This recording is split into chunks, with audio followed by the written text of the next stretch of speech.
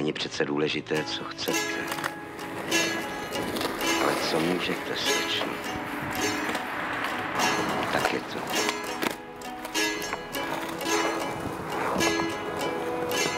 A já to zaplať pán Bůh vím. Vždycky jsem věděl, co můžu. Podle toho jsem věděl, co vlastně chci. Nechte si říct. Ale věřte zázraku.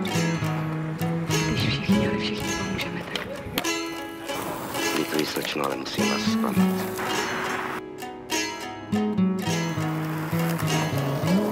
Jediná možnost je čekat.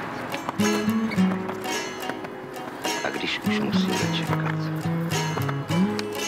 není rozumnější čekat v klidu a pohodlí?